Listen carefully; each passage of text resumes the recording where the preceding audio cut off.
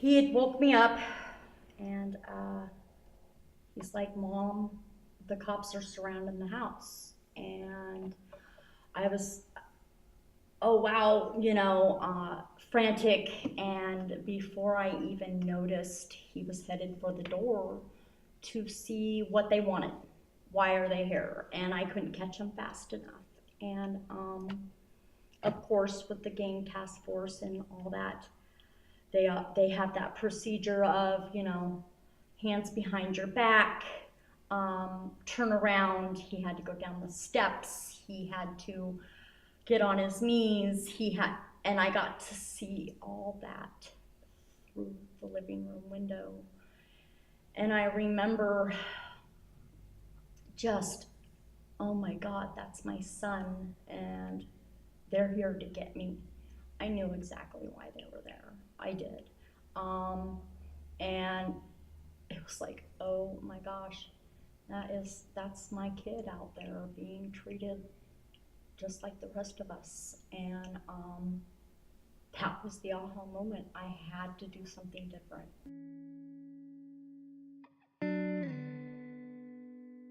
I knew that I would need treatment. It wasn't the first time that I've had problems with the law or problems with my children being taken away. I knew that I had to do something different. I knew that I didn't want this for my children. I definitely, it was hard because I knew, oh my gosh, it's a violent crime. I'm so done. I'm going to be away for a little while. I was going to NAAA meetings in county. It was a chance to get out of my 22-hour lockdown. Mm-hmm. And that's where I had to start. Yeah, the depression had probably set in. Oh my gosh, there's no light at the end of the tunnel. I'm never going to get my kids. But then it became a motivation to get yourself out of the funk, But it's hard when there was no programs, really. Yeah, I could start doing the meetings, but in county there's nothing, especially if you're in a 22-hour lockdown. I knew that I wanted to change, but how do you do that change in county?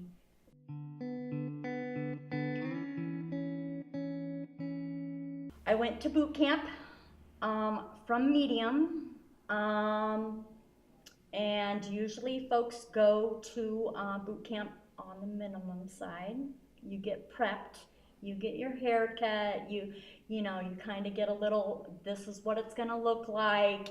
I didn't get none of that because they wouldn't send me over to minimum security. So long bus ride. We get to Shutter Creek. We get off the bus. It's guys and girl program, right? And I get off the bus, and the first thing that's said to me by one of the counselors is, "What are you doing with your hair? You should not be having hair down to your waist." I was like, I was on medium. I didn't get prepped. It's not my fault. Instant attitude, right? And so, of course, she took me into the little dorm area and stuck me in the middle of the room, had me put my hair in a ponytail, cut it off. I teared up,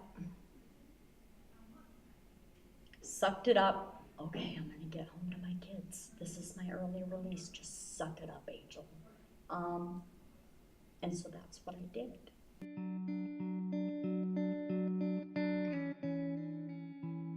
So during part of the process for boot camp is what they do. It is guys and girls in this program, and we're not supposed to fraternize or acknowledge them, but we're doing things together. So part of it, at the beginning of it, you got to stand up, and it's a little bit of this. You always have to stand at attention, ask inmate being whatever to speak, and then wait for the response to speak. So one of the parts of the thing that they have you do for the humiliation piece is inmate being, and you got to tell them what you're there for. So as I stood up in that room with the whole platoon, men and women, I said what my crime was, what I was there for, and it was either one or two people in the background, the men, that cheered me on. And it was an automatic response that I smiled.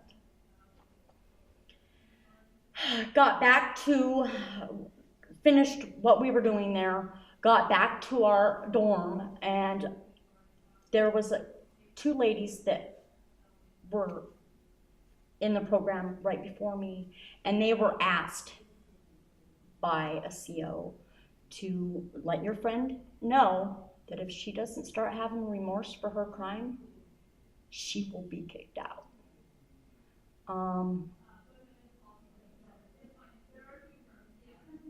I took that in. I knew that I needed help with my anger. One day didn't go out on work crew, and the counselor came in, and I stood at attention and asked for permission to speak. And after getting permission, I asked that counselor if I'm not sure if you guys are going to be able to help me. I have an issue that I'm not sure you're going to be able to help me with. And she's like, so what is that? And I said that I needed help with my anger, and she's like, why would you think that? And I was like, well, I'm here for cutting people's hair off, and it was the same lady that had cut my hair, and she started laughing at me. And I'm like, I'm standing at attention and I'm asking for help. And she started chuckling. And I was like, ma'am, I think you misunderstood me. I'm asking you for help because I know I have an anger problem. And the light bulb kind of went off in her head. And she's like, oh, wait a minute. I've read your police report. You're the girl that likes to cut people's hair off. And I was like, yeah, and I'm asking you for help. I have an anger issue. A couple days later, I was sent back to Coffee Creek, only told that it was a medical evaluation that I was going back for. Didn't know why, kept asking. When I got back to, Coffee Creek, I was, waiting for this doctor's thing, Lo and behold, they sent me back for a psych evaluation. They thought I was crazy because I asked for help. So the psych evaluation finally happened. I'm not crazy. I wasn't put on meds. My hair had been cut off, and I was waiting for transport to come get me to take me back to boot camp. After a week of that, or a week and a half of that, I was like, they're not picking me up. I'm kiting. Why am I not going back? Counselor takes me into it, calls me into his office and says, boot camp don't want you. You're not going to be able to finish that program. I was like, I was up on the list. You need to get me in my program.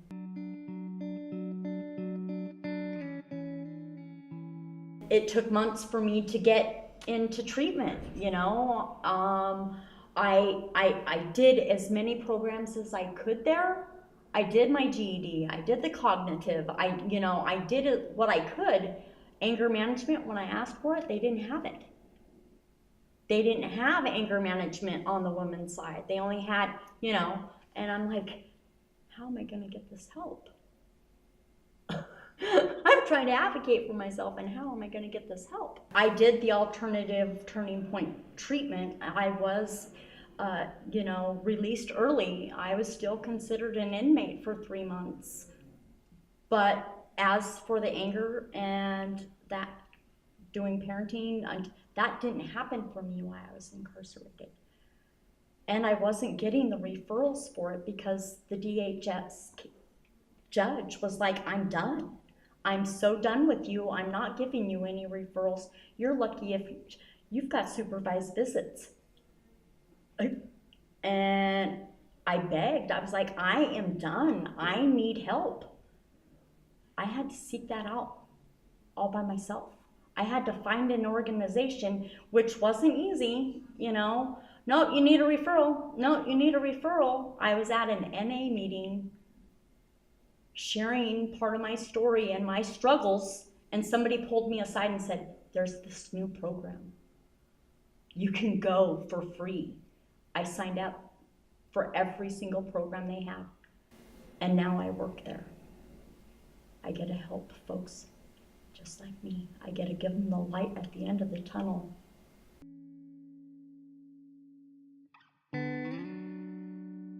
It may have sped up the process a little bit, already having the programs done by when I got out, to present to the judge, you know, to present to the PO, to present, because that judge was like, at first she was like, you have a year to engage in services. And I'm like, no, I was engaging, you know, but I had to prove all that stuff.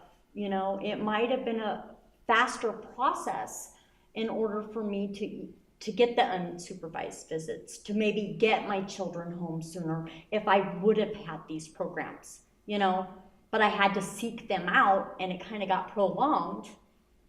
And one of my children didn't come home.